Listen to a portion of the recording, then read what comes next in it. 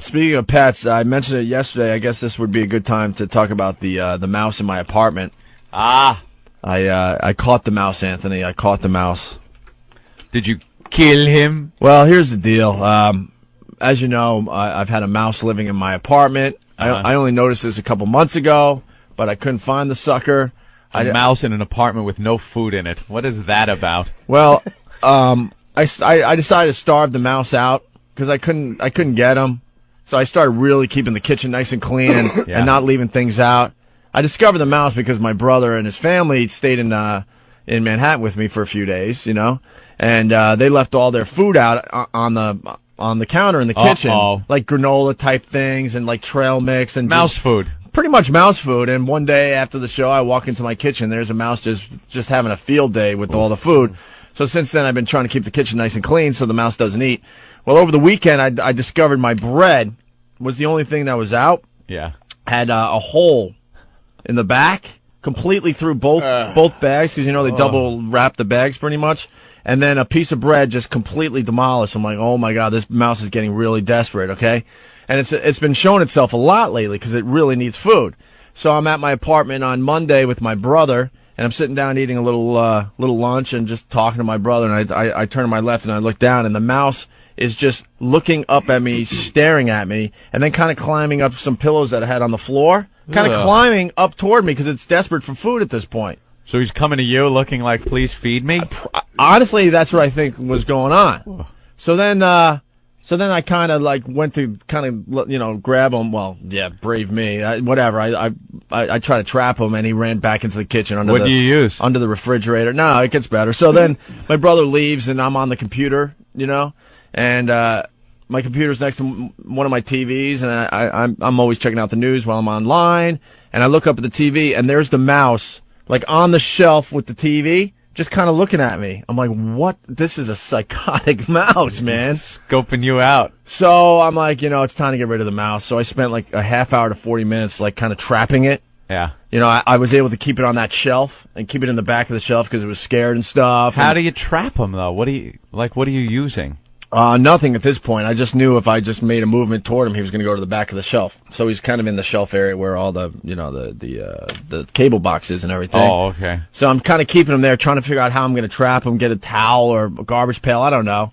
And then the mouse comes out, and it's kind of a cute mouse.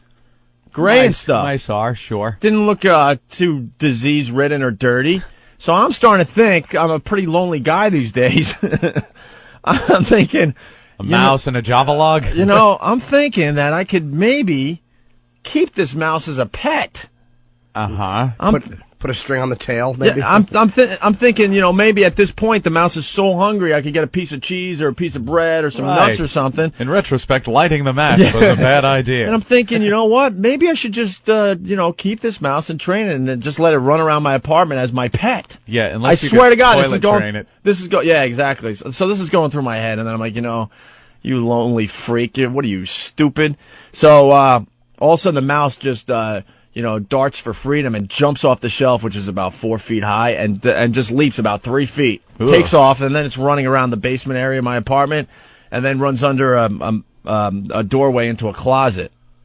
Oh, nice. So then I finally, make the long story short, it took a while, but I finally got a towel on it and had it in the towel.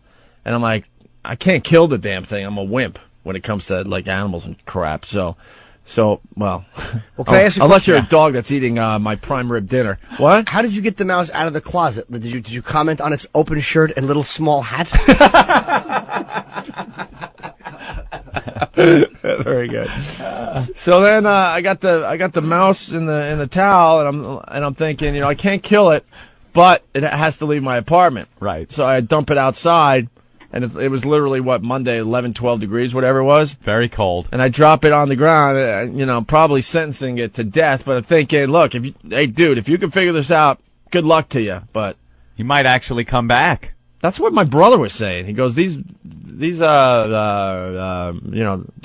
mice, they know how to get back. They kind of do sometimes. They know where they are. They a good sense of smell. Find that apartment again and just run back in. So. And my brother, who's passed out on the couch because I had to pick him up because he had a colonoscopy. and nothing's going on with him. He just had a checkup, Yeah. And I didn't even know this when you get one of these colonoscopies these days, or colonoscopy, right? Compy. They knock you out, and you need a family member or somebody to pick you up from the hospital. It's like a law, I guess. So I went and got him and brought him back to my place, and he's out cold, but he wakes up just enough to go, "Do you think that's the only mouse in your apartment? If you think so, you're nuts," and then just falls back to sleep. That's out true, cold. too. A lot of times, more than one mouse. Well, it's been a couple days. I haven't seen any signs of any other mouses. No droppings. No, a little bit on the counter before I got this one out of there. So. Mouse crap. That's what you can see. How about the mouse pee? That's just everywhere. Eek.